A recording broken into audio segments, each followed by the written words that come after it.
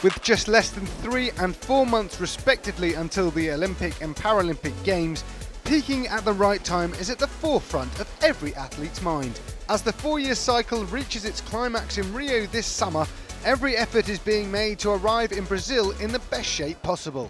Well, the athletes are our greatest asset. Nobody can win anything without the athlete out there performing, and the athlete's got to be in a really good place physically and mentally to be able to perform at their very best. Coaching is an art and it's a science. The science bit of it is growing, and that's what I see with the use of technology. And the advances of technology will continue, and they'll continue to provide us with great opportunities to actually think about doing things differently, more smartly.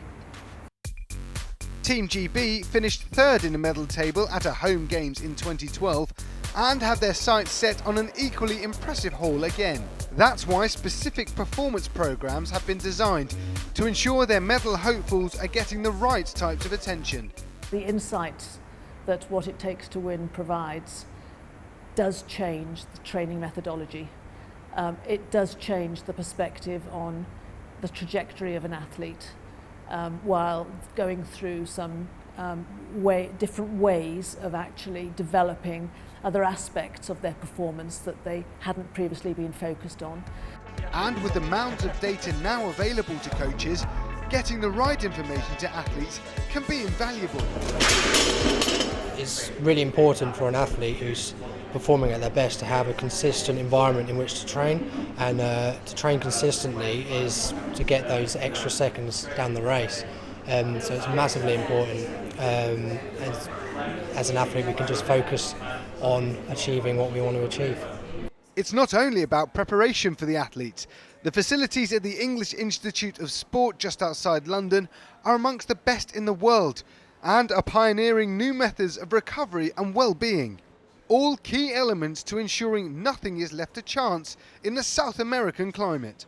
Being in an environment like this where it's turned up to, the humidity levels are turned up to mimic other conditions, what benefits are they long-term in terms of competition and preparation? Okay, so we would use a heat chamber, an environmental chamber, to prepare athletes that are going to go and compete in hot environments.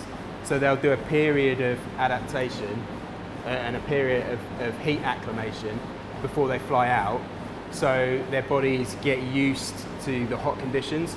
So when they land in Rio, for example, if it's going to be hot in Rio, they land and they're not immediately shocked by the heat.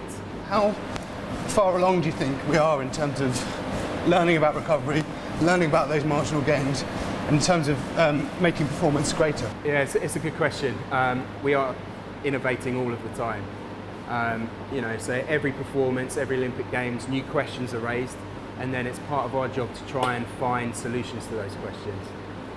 So right now it's difficult to know what post-Rio will bring, but we're already looking ahead to Tokyo and some of the conditions that we're going to experience out there.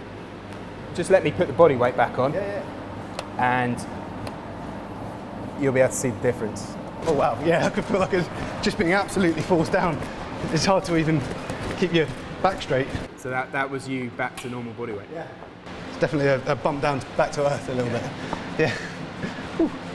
Time may not be on my side to be ready for Rio, but as the clock ticks down for those working towards the start of the Games, nothing is being left to chance. Adam Reed, TRT World.